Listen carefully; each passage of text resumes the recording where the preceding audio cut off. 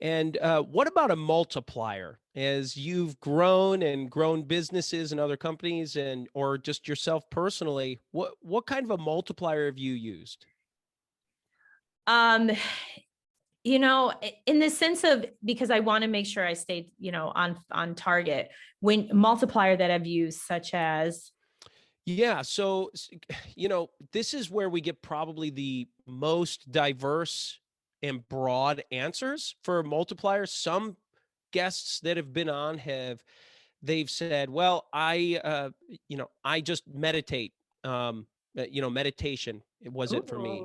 Some oh, people said it was partnerships. Some people have said, "I just once a week shut all electronics off and I just think for an hour by myself." Other people said they use the law of attraction, and other people have said things like franchising or hiring great people, or it's been such a broad range of things that people have said.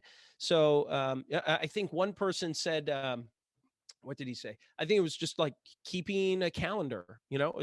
something, sometimes it's been very simple things that they have said, have kind of allowed them to multiply anything that they've been working on. Well, thank you for that, because I definitely have my answer.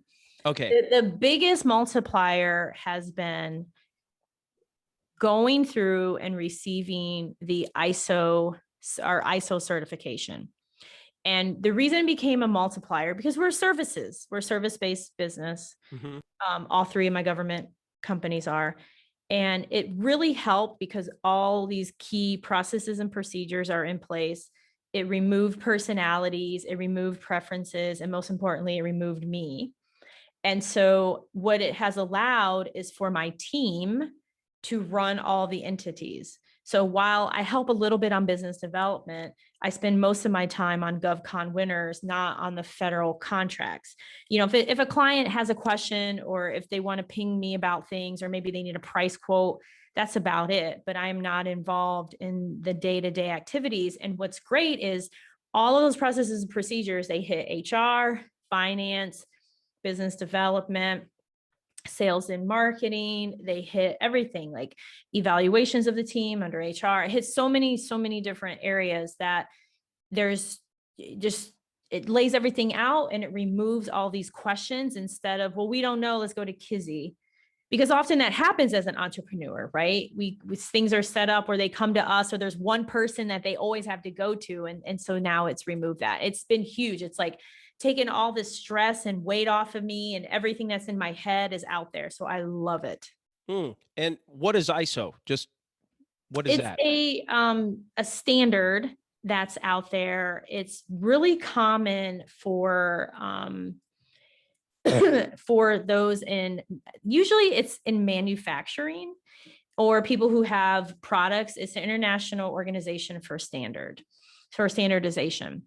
And what's really cool about it is you go through all these steps, and when you're actually certified, it means that you have in place these different mechanisms, and we call them ways, we call them KPC ways, so that you have standardization.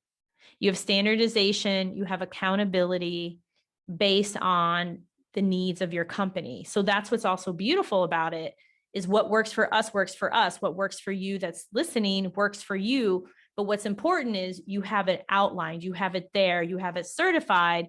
And so that says to like a government client or anyone else who puts value on it, oh, wow, you've gone through this extensive process. You have actual processes and procedures in place that you're using, opposed to, yeah, we have processes and procedures when you don't.